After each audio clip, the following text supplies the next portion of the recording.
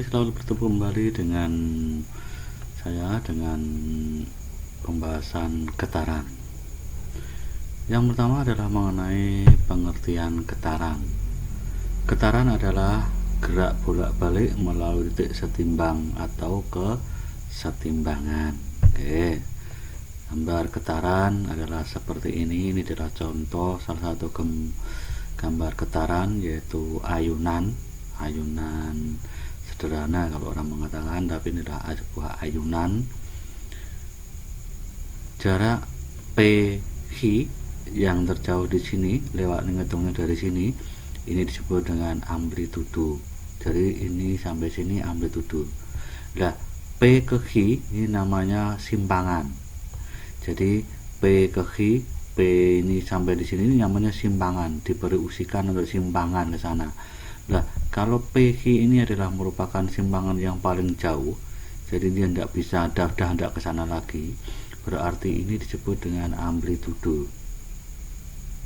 Jadi saya ulangi lagi, jadi PH di sini adalah amplitudo jika PH ini adalah jarak yang terjauh. Kemudian PR ini amplitudonya juga ini jika ini adalah jarak terjauh dari P. Ini ada sedikit mengenai pengertian gambar getaran. Oke, berikutnya cara menentukan satu getaran. Satu getaran adalah gerakan dari PQ PRP. Ini contohnya. Jadi kalau saya hitung dari sini adalah PQ PRP. Jadi gerakan PQ PRP ini satu getaran. Nah, kalau misalkan ini dihitung dari mulai Q, berarti Q PR PQ ini satu getaran. Jadi saya ulang, Q PR PQ ini satu getaran, atau R PQ PR ini satu getaran. Jadi kalau saya perlambat, jadi gerakannya adalah ini, gerakan RP ini satu langkah, PH ini langkah kedua, HP ini ketiga, PR ini 4. Berarti satu getaran adalah 1, 2, 3, 4. Dengan demikian maka RP ini berapa getaran? Otomatis RP ini adalah 1/4 getaran.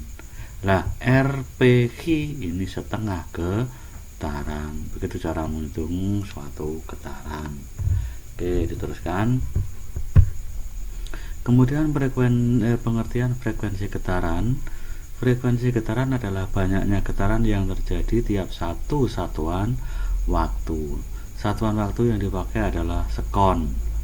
Jadi boleh dikatakan juga frekuensi getaran adalah banyaknya getaran yang terjadi tiap sekon, boleh saja.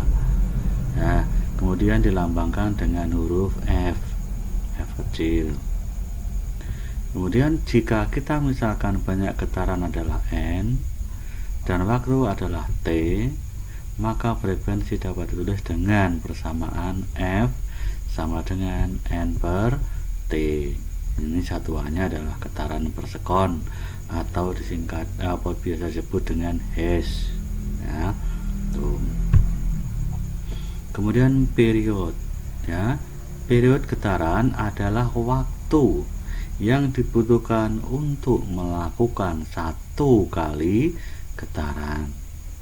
Nah, ya, jadi periode adalah waktu yang dibutuhkan untuk melakukan satu kali getaran, dilambangkan dengan huruf T besar. Ya, ingat T besar di sini adalah period, sedangkan T kecil itu adalah time, waktu. Sehingga persamaan periode dapat dituliskan T besar sama dengan T kecil per N, satuannya adalah sekon. Kemudian dapat pula ditulis T itu adalah 1/F. Ingat, T sama dengan 1/F. Kemudian contoh getaran di sini adalah bandul jarum jam, ayunan, pegas sepeda motor, dan lain-lain.